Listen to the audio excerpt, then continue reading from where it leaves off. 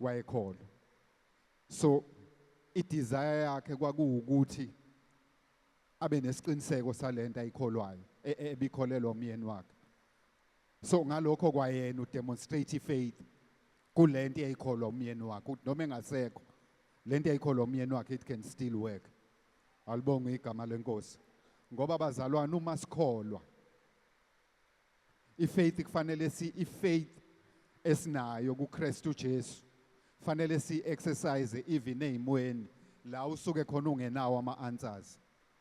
Ngoba uJesu uyakwazi ukuphendula noma imuphi umbuzo osuke unawo ngempilo yakhe. Alibonge igama lenkosi. Praise the name of Jesus. Hallelujah. So uyafika lo mama uyayichaza indaba yakhe ukuthi nanga umtshelekisi ufuna ukuzothatha izingane zakhe. Amen.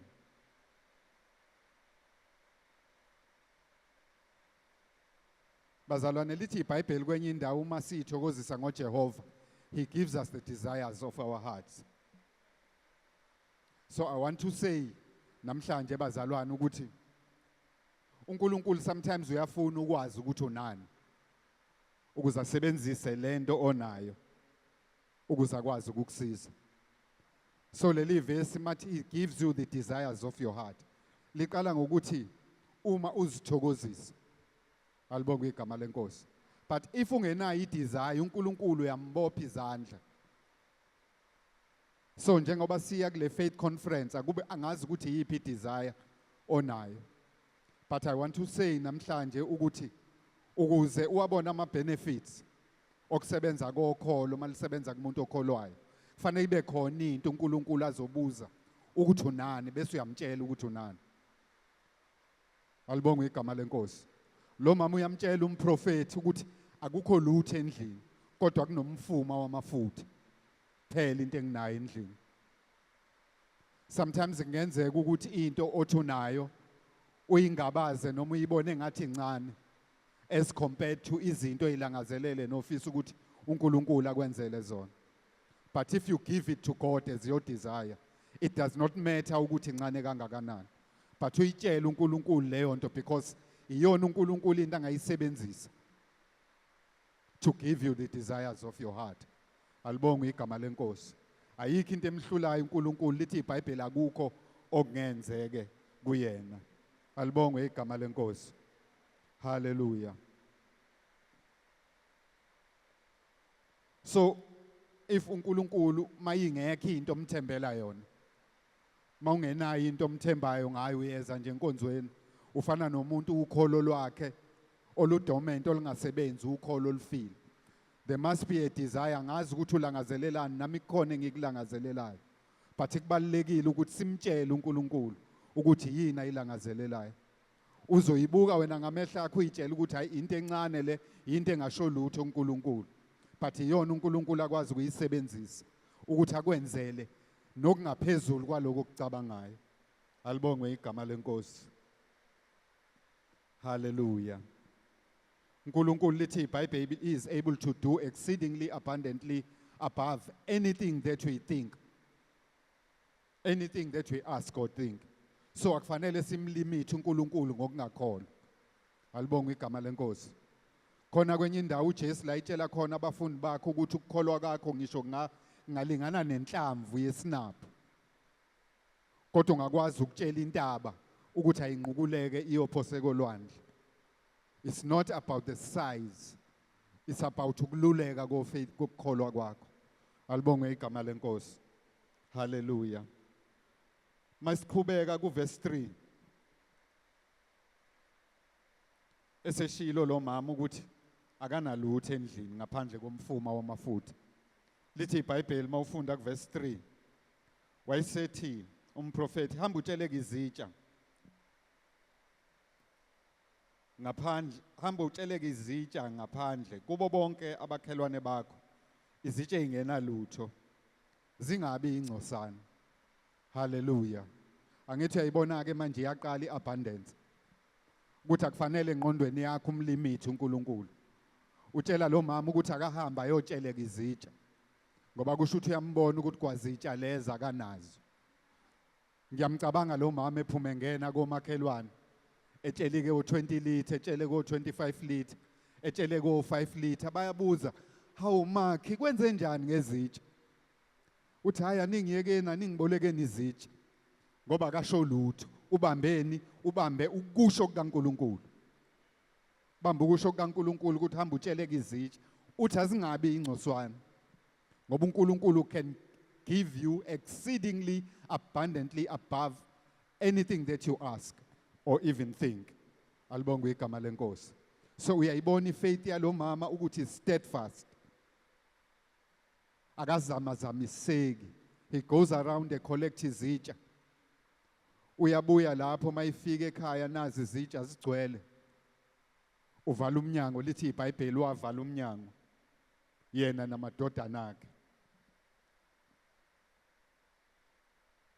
Verse 5 lithi wasuka wazivalela yena namadodana akhe ngesivalo.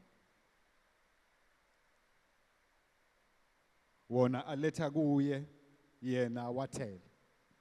So waqala umsebenzi. Unomfuma wamafutha. Nenqwaba yezitsha igcwele endlini. Usele nezingane. Kwathiwa akaqala thela, wawutshekisa uJeka. Aloke ephuma amafutha. Inkinga kuyagcwala esitsheni la igcwala khona kodwa akuyeke ukuphuma la. Kungene esinye isitsha. Kungene esinye isitsha. Kodwa uphethe lo mfuma wamafutha uloke uthe amafutha lokho as long as kukhona isitsha amafutha ayangena. As long as kukhona isitsha amafutha ayangena.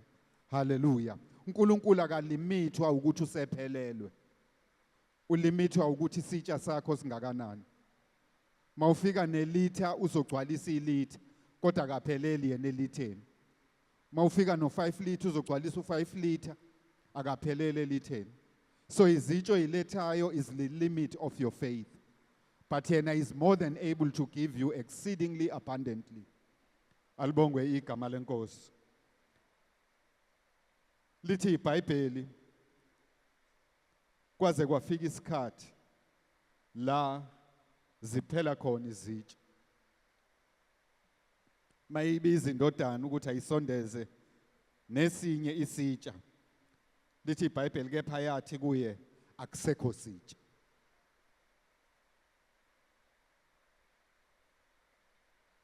Emva kwalokho anqamuka amafutha. Alisitsheli iBhayibheli ukuthi aphela amafutha. Lithi iBhayibheli anqamuka amafutha. Kwelesingisi it ceased. So it's like uvala umpompi ukuthi akusho ukuthi amanzi awasekho. Alibonge igama lenkosi. Mase kuphela izitsha zokuthela amanzi bese yama. Kodwa kuyisystem asuke sekhona amanzi. Kanjalo noNkulunkulu iabundance yakhe ingaphezulu kokucabanga kwethu. Kodwa ngokukhola kwethu we can access his abundance. So it depends on us ukuthi simkholwa kangakanani uNkulunkulu ukuthi angasibonelela kukho konke esikudingayo nesikulangazelelayo. Alibonge igama lenkosi. It reminds me bazalwane into eyashiwo uMaria emshadweni waseKhana. Emshadweni waseKhana indaba esiyaziyo sonke ukuthi kwafika isikhathi la kwaphela khona iwayini. Makuphela iwayini uhamba uyotshela uJesu uMaria ukuthi sebephelelwe iwayini. uJesu uyamkhuza uma wakhe ukuthi hayi asikafiki isikhathi salento eyicabangayo ngoba uyazi uma wakhe ukuthi wayazi ukuthi what is Jesus capable of doing. Ngoba ingelosi yamtshela. Amen ukuthi yini le ayikhulele. Simuza uMaria engaphendulani noJesu. Uya kulaba. Lithi iBhayibheli wayeyincekwini ezayisebenza emshadweni. Ufika uyayitshela ukuthi nanoma yini anitshela yona anoyenza. Amen. Ngoba enye into eyingozi bazalwane sihlupha ngemqondo yethu sisuke sifuna ukuanalyze ezinye izinto uNkulunkulu asuke esitshela zona. And we see la ukuthi lo mama kuyona yonke into eshiwo uJesu eshiwo umprofeti kuyena akukho akubuza ukuthi ngizozenzani izitsha. Alibonge igama lenkosi. He believed in every word umprofeti ayelikhuluma kuyena, and he acted on that word. Amen. Because it's very important kwesinye isikhathi ezinye izinto uNkulunkulu ayishoyo zibukeka idelelekile. Uyacabanga nje emshadweni abantu ba-expecte ukuthi bazophuza iwayini elimnandi.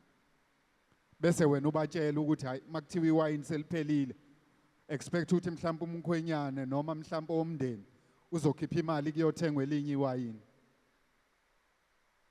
uJesu athi gcwalisani imphongolo ngamanzi. Hawu abantu belangazelela iwayini. Imshado ke yakwaJuda ngalezi ikhathi kwayingabi umshado wosuku olulodwa noma ama-hour ambalwa. Kwakushadwa nje isonto lonke. So you can imagine ukuthi the amount of wine that is needed emshadweni. Uthi uJesu abagcwalisa imphongolo.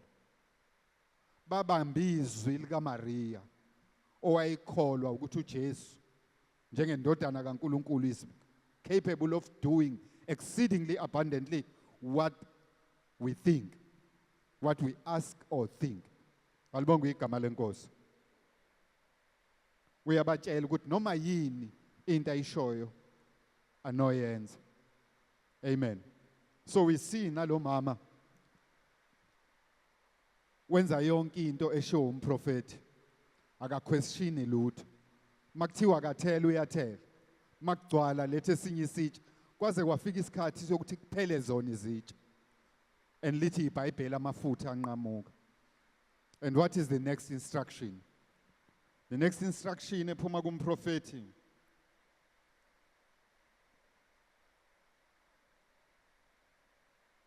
lithi akahamba ayothengisa ngamafutha, akhokhe isikweletu bese ondla namadodana akhe. So in other words uyabona la ukuthi lo mama kulomfuma wamafutha ayekhala ngawo ukuthi iyona yodwa into ayisesele nayo emhlabeni. Kwaqala ifactory yamafutha. Ngathi sengiyambona ngalezi zitsha eziboleka. Athi hayi makhelwane ngiyabonga. Ngesitsha sakho sengidayisa sengine-factory yamafutha ehamba distribute ebuyisela nezitsha ubuya nezitsha azithathe ezi-empty ngoba umprofeti wathi akalethi izitsha ezi-empty. Hallelujah. Ngoba nathi masiza kuNkulunkulu kukhona esikulangazelelayo asingafiki nama-agendas ethu. Ngoba siyamlithi uNkulunkulu masifuna ukuza kuyena ngama-agendas ethu. Sometimes siba ne-temptation yokuthi masicela into kuNkulunkulu sifuna ukumtshela uNkulunkulu ukuthi sifuna ukuthi siyithole kanjani. Kuba ngcono ukuthi uze nesitsha esi-empty mawuza kuNkulunkulu. Nangale faith conference bazalwane, angazi ukuthi mangaka ama-faith conference osuwahambile. Nami sengiwahambile ama-faith conference, but enhlizweni yami ikhona lento ukuthi this one is going to be different. Alibongwe igama lenkosi. Hallelujah. Praise the name of Jesus. So bazalwane, one other incident engifuna sikhulume ngayo bese siyathandaza. Itholakala encwadini kaMark chapter 5 verse 25 to 23. Nakhona istory sazi. Indaba ekhuluma ngomama owayexakwe umopho.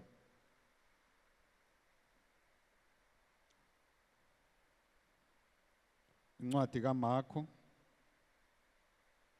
chapter 5. Indaba yethi iqala la ku verse 25.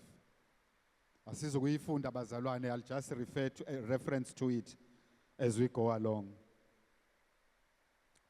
Litho wesifazane wayenomopho iminyaka eyi12.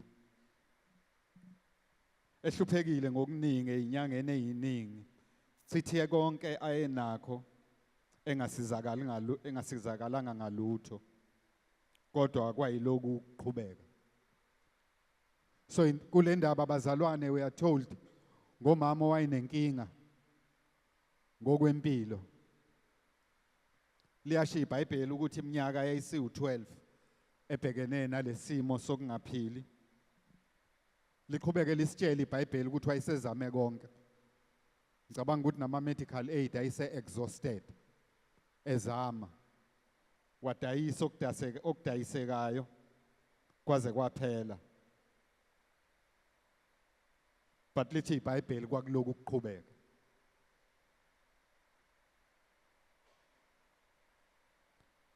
But into engithinta kakhulu kule ndaba bazalwane, uverse 27 lithi esezwile ngoJesu. Esezwile ngoJesu. Kuthatha ukuthi sizwe ngoJesu bazalwane ukuze sidevelop ukukholwa. Alibonge igama lenkosi. Kuthatha ukuthi silizwe izwe kaNkuluNkulu sikholwe ukuze sibe nesiqiniseko sokuthi we have an ability to live our lives in faith. Alibonge igama lenkosi. Lithi iBhayibheli esezwile ngoJesu.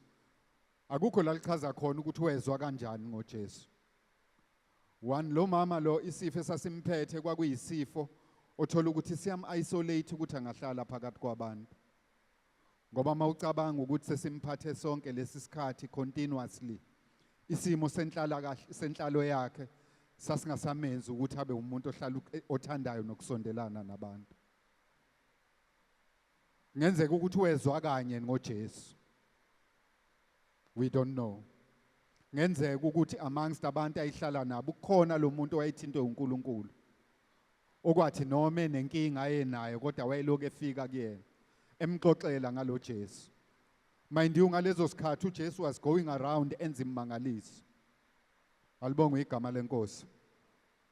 Ehamba enza imangaliso mhlambe kukhona ayezwa bexoxa kuthi hey lo muntu ekuthiwa uJesu kuthiwa wenza imangaliso. Thiwa kabaphilisile abantu endaweni ethile. Uyezwa lo mama ukuthi lo Jesu kuthiwa uyaphilisa. Hallelujah. But this time uyezwa ukuthi uJesu uzodlula ngala. And lo mama ngathi wayazi ukuthi njengoba uJesu ezodlula ngala akukona ngoba eze kuyena. Ngoba lithi iBhayibheli mawufunda ngenhla wayekade ebizwe uJesu umuntu wayigulelwa ingane yakhe. So uJesu udlula la ukhona khona lo mama he is in transit. Hayi ukuthi wayeze kuyena, but ukholo lwalo mama lwayishintsha impilo yakhe forever. Alibonge igama lenkosi. Ukukholwa kwalo mama yinto ayizwa ngoJesu kwayishintsha impilo yakhe forever. Lithi iBhayibheli uJesu uma ifika kule ndawo kwakukhona khona kulo mama ufika izixuku ziyamlandela. Wayithintwa abantu left, right and center.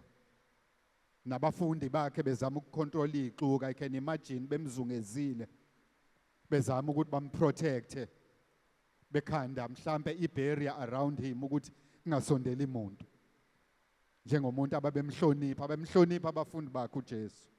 Bengafunda athintwa abantu bembona ukuthi lo uyindodana kaNkuluNkulu akufanele athintwe. I can imagine bekhanda ibarrier around him. Kodwa abantu they were pushing because they were keen on seeing Jesus ayibona. So ngakuvumela ukuthi abantu bavimbe ukuthi ube neaccess kuJesu. Kungabikho isimo empilweni yakhe ezokuvimba ukuthi uthi reach out to Jesus. Alibonge igama lenkosi. Akube ukulangazelela kwethu as we prepare for this faith conference ukuthi kungabikho nayinye into ezosivimba ukuthi silizwe izwi likaNkuluNkulu. Alibonge igama lenkosi. And lithi iBhayibheli lo mama wanede decide ngiyacabanga ukuthi uyasibona lesimo, uyacabanga isimo sakhe. I can imagine ukuthi ayingasenawo ngisho amandla. Ababe namandla besamile nangeinyawo kuyadudulwa bafuna ukubona lo Jesu. Bayagibela abanye bayalunguza because everybody wanted to see Jesus. Lo mama wenza i-decision engqondweni yakhe ukuthi number 1 ngeke ngiliyeke ithuba lokuthi ngingayitholi access kuJesu. Amen. Noma ngingasakhulumanga naye kodwa nje mangeke at least ngathinta umphetho wengubo yakhe. Hallelujah. Akadingi nanokuthi azabe face to face naye. Ngisho ngabe kuthiwa uhamba ngesisu. Hallelujah. It does not matter ukuthi situation yakho isikulimaze kangakanani, mhlawumbe uguqe ngamadolo, hamba ngalawo madolo, but uye kuJesu. Alibonge igama lenkosi. Sihambe ngawo lawo madolo, ngisho bekuthiwa sesihamba ngesisu ngenxa yezimo esibhekene nazo, but singabi ihindrance yokuthi sifike kuJesu. Hallelujah. Ngiyamcabanga lo mama ukuthi wayibona ukuthi ngeke akwazi ukuphikisana nalesixuku esasidudula uJesu. Hallelujah. But wayenaka ukukholwa ukuthi if I can have access to this Jesus, my life will never be the same again. Hallelujah. And lithi iBhayibheli wasondela wazwalithola ithuba lokuthi okungenani mangathinta umphetho wengubo yakhe. Wenza into vele ayiseyidecidile, because some of the things noma ibukeka zi-impossible, but mawuyisho ngomlomo wakho, uNkulunkulu always makes a means ukuthi ukwazi ukuyi-achieve. Lithi iBhayibheli he made out his mind ukuthi nje mangingathinta umphetho. Alibonge igama lenkosi. Ngoba isikhathi esiningi sikholelwa ukuthi sesibekwe izandla abapostoli. Wayengasalangazeli ngisho ukubekwa izandla ngenxa yesimo sakhe, but ngenxa yokukholwa kwakhe efisa nje ukuthi abe close enough to touch something ezomenza abe ne-access kuJesu. Alibonge igama lenkosi. Faith yakhe yamlidela kulokho ukuthi nje mangingathinta umphetho wengubo yakhe. Hallelujah. Alibonge igama lenkosi. Uverse 28 lithi ngokuba wathi uma ngingathinta nje izingubo zakhe ngizakusindiswa. Verse 29 lithi kwanqamuka amasinyane umthombo wegazi lakhe, wezwa emzimbeni ukuthi uphulukile enhluphekweni yakhe. This is an instant deliverance eyenziwa ilevel yokukholwa kwalomama. Alibonge igama lenkosi. To the extent yokuthi njengoba kade ngisho bazalwane ukuthi uNkulunkulu sometimes usebenzisa izinto ezidelelekile. Alibonge igama lenkosi. Usebenzisa izinto esidelelayo nezinganakekile. Amen. Sikholelwa kakhulu ekutheni nje ayifanele kubekwe izandla umpostoli onama titles ahamba yophuma le. Uthi hayi mawubekwe yena izandla impela kade ehle ebhanoyini kuhamba amadoda eduze kwakhe ethi hayi uzothola inkunzi malanga yogcobo. Sometimes you don't need that. Hallelujah. And uNkulunkulu sometimes uyayenza i-environment ye desperation ngoba efuna uku-increase ukholo lwakho. Alibonge igama lenkosi. Uthola ukuthi sometimes awunayo ngisho i-access yokuthi uzufike kuleyo muntu ohalela ukuthi akubeke izandla. Alibonge igama lenkosi. Kodwa mawuthemba yena, ngisho ungangena ekamelweni lakho uvala umnyango, guqe ngamadolo ubize ongabonwayo, and you will get your deliverance. Alibonge igama lenkosi. Nalo mama wayengathembe lutho lwebesikhuluma ngaye wamafutha, kodwa wathemba ukusho kukaNkulunkulu, wangena endlini wavala, wenza ukusho kukaNkulunkulu, and uNkulunkulu came through for him. Nala siyambona lo mama kwenzeka into ecishe efane nakuyena.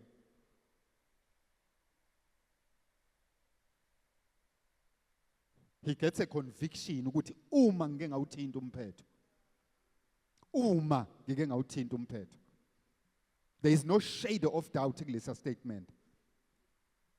The only thing ayifuni opportunity, but uyasibona ukuthi she was 100% sure ukuthi mangike ngawuthola umphetho, akasho nanokuthi mhlawumbe ngizosindiswa. She says ukuthi ngizosindiswa. And the Bible says ukuthi kwanqamuka masinyane. And maliqhubeka ivesi liyachaza ukuthi uJesu felt what happened kuloya mama ngoba wezwa something yenzeka kuye. Ngoba izinto ezenzelwa uNkulunkulu bazalwana akazenzi by mistake. He does them intentionally. Alibonge igama lenkosi. So ayikho into eyenzeka kuwena eyisibusiso, anything eyenzeka empilweni yakhe eyenzeka by mistake. uNkulunkulu, he does it intentionally. In other words, he is aware of what is happening. Nala uJesu sevela ubufakazi ngoba uyizwile into eyenzekile kuyena. But ufuna ukufakazisa nakulabo around yena. But there is something very unique and peculiar eyenzekile kumina. Uthi ukhona ungithintile. Hallelujah. Uthi ukhona ungithintile. I don't know about you bazalwane. Kule faith conference ngiyalangazelela ukuthi to reach out to Christ abuze ukuthi khona ongithintile. Kungafani namanye ama faith conference esasiwahamba previously. But this time sibe nokulangazelela ukuthi uNkulunkulu simthinte abuze ukuthi khona ongithintile. Hallelujah. Reach out to him abuze ukuthi what can I do for you, my child? Alibonge igama lenkosi. Praise the name of Jesus. So bazalwane, you see ukuthi I level of faith ikwazi ukwenza uNkulunkulu ashintshe ngisho I agenda yakhe. Lithi iBhayibheli uNkulunkulu akaguquki. But when you reach out to him by faith, ikhona into eyenzekayo kuNkulunkulu. Jesus was passing by. Malishi iBhayibheli. He was passing by la kwakukhona lo mama. Elangazelela ukuya lapha kule ndoda ethi yayigulelwa ingane yayo. But ngenxa yokukholwa kwalo mama, uJesu washintsha iassignment. Alibonga igama lenkosi. Kwavuka intshumayelo entsha kuJesu instantly ngenxa yokukholwa kwalo mama. Bathi abafundi bakhe kuyena, njengoba abantu bebaningi kangaka bekududula left, right and center. Usho ukuthini mawuthi khona ongithintile? Wathi hayi ekhona into engiyizwile. It was not about just external. Khona into engiyizwe ngaphakathi yenzeka. Ukuthi lo muntu obengithinta akafani nabo bonke labanye abantu akade bengithinta. Akafani ngisho nanani beniloku nirawunda la eduze kwami. Ngoba kuyenzeka sikholwe siba abazalwane sikhulume ngezilimi kanti sirawunda isihlala sifuna ukuthinta uJesu. Hallelujah. Asifuna ukuthinta uJesu siloku sirawunda. Hallelujah. There comes a time empilweni where kufanele ulangazelele ukuthi umthinte yena uqobo lwakhe. Uthi it's fine sengikhulumile ngezilimi. Sengiwahambile ama conference ngathandaza ngenza yonke into. But now I want to touch him. Alibonge igama lenkosi. Senisiwe ukuthi ayikho into engenzeka. Hallelujah. Now I want to touch him. Angifuna nokuthi athinte mina, angibeke izandla. Ngoba yiloko kusihluphayo sibuye silangazelela ukubeka izandla. Yimina engifuna ukumthinta. Thinte ngokukholwa. That's what faith does to us. Alibonge igama lenkosi. Thinte ngokukholwa. Akube nalo nje esisikhuleka bazalwane sikhulekela le conference. Sibe naloko kulangazelela. Hallelujah. Maningi amanye ama instances bazalwane where ukukholwa was demonstrated. Abraham kuthiwa wakhola against a situation impossible. Alibonge igama lenkosi. Wakhola against a situation that was impossible. uPetru wahamba phezu kwamanzi. Something that he has never seen being done before. Alibonge igama lenkosi. But ngokusho kukaJesu, and he believed, wahamba phezu kwamanzi. Alibonge igama lenkosi. uMaria eyintombazanyana, ingelosi mayifika imtshela ukuthi uzokhulelwa. She never had a point of reference. Ukuthi kwakwenzeka kanjani ukuthi umuntu akhulelwe engazange ahlangane nomuntu wesilisa. Akukho la engarefer khona ukuthi hayi ngake ngezwa ngezikhathi zobani ukuthi kwake kwenzeka. Okay, mhlambe kungenzeka. She never had a point of reference. And honestly, uyayibuza ingelosi ukuthi iyayenzeke kanjani lento ungayazi indoda. I've never heard about it. But when she gets the explanation ukuthi kuzokwenzeka kanjani, yaphela imibuzo. Imibuzo kaMaria yaphela ngalelo langa about uJesu. That is why washo ngesibindi emshadweni waseKhana. ukuthi nanoma yini antshela yona noyenza. Ngoba wayithola irevelation ngesikhathi amukela ukusho kwengelosi. She never asked a question. Alibongwe igama lenkosi. Hallelujah. Sesokhuleka ke bazalwane. Akube yilo nalo phakathi kwethu senza izinqumo namhlanje. Ake senze izinqumo ezinje kuleli sonto njengoba sikhuleka kulo 3 days. Emkhulekweni yethu ke senze izinqumo.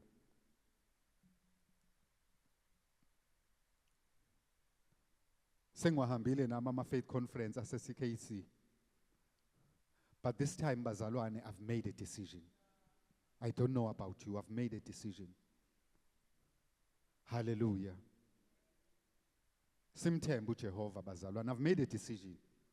My decision is that this time next year I'm going to be coming with a testimony.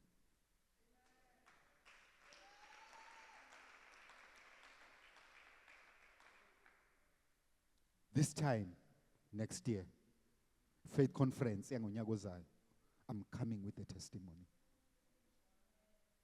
about the manifestation of what I trusted God for. Sidwebele na umuqa mzalwane. Le conference ayikiyenza umehluko. Le ka 2025. Le ka 2020.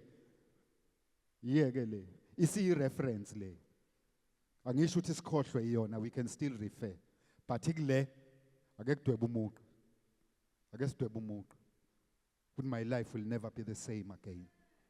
Alibonga igama lenkosi. Uthi CKC will never be the same again. Ukuthi by this time next year kuzobe kungafani nalokho kuyikhona empilweni yami.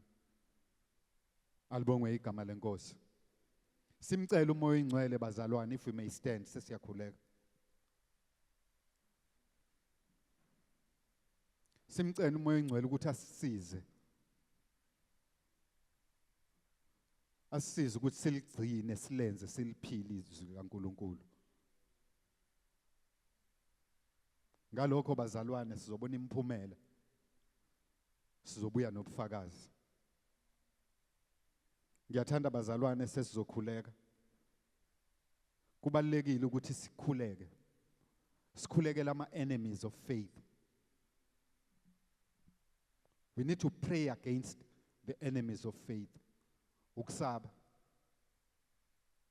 Ukungabaza. Ukungakholwa. Nama distractions. Nokunye. Izona izinto eziphazamisa ifaith.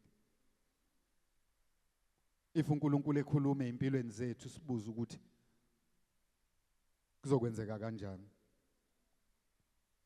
Alibonge igama lenkosi.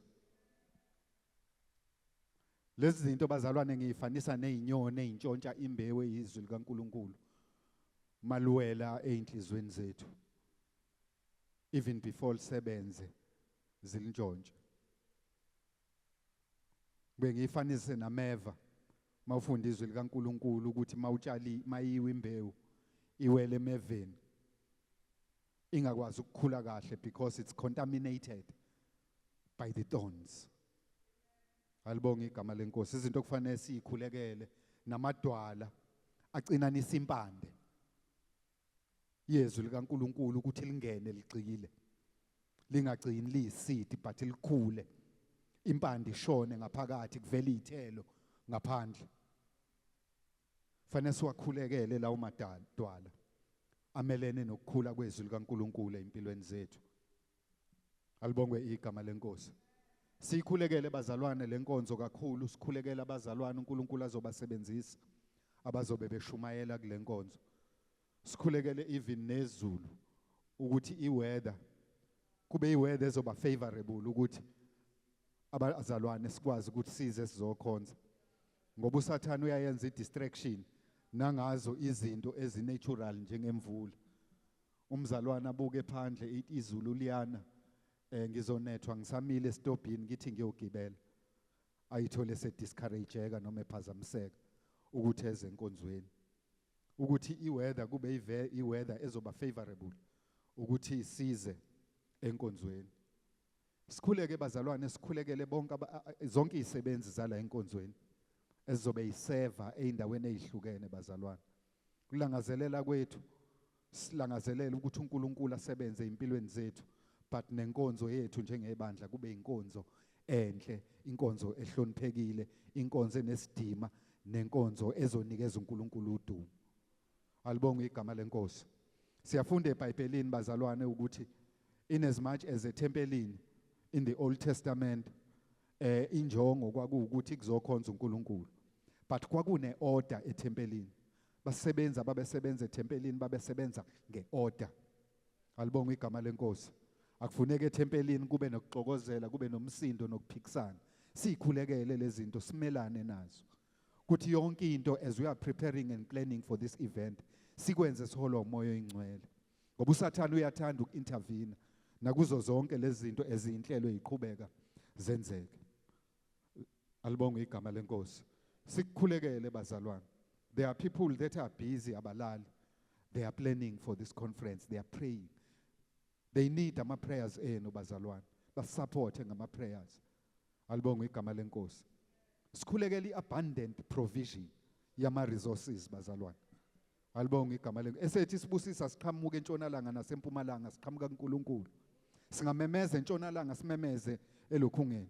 Simemeze nasempumalanga. But masikhohlwa ukumemeza kophezulu, we will be limited. Simcela uNkulunkulu to make an abundant provision. Lithi iBhayibheli, he is more than able to give and provide exceedingly abundantly above. Let us reach out to him bazalwane.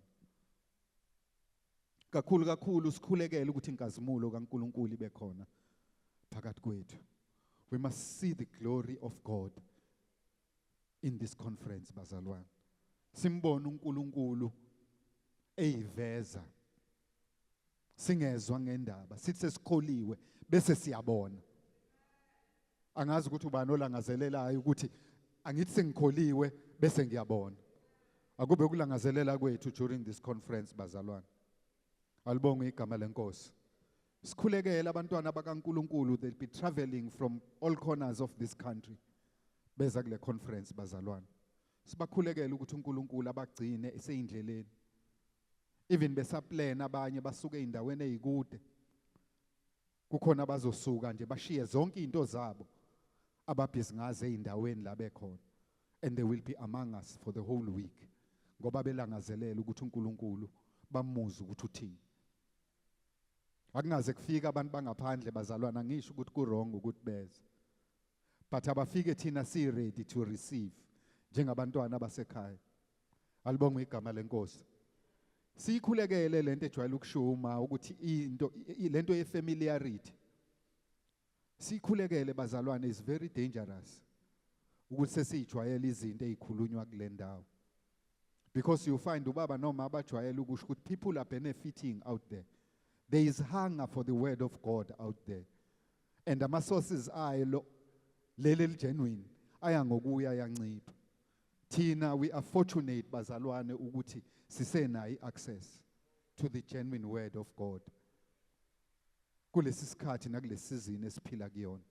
Alibonge igama lenkosi la izwi likaNkulunkulu lishuka khotha khona.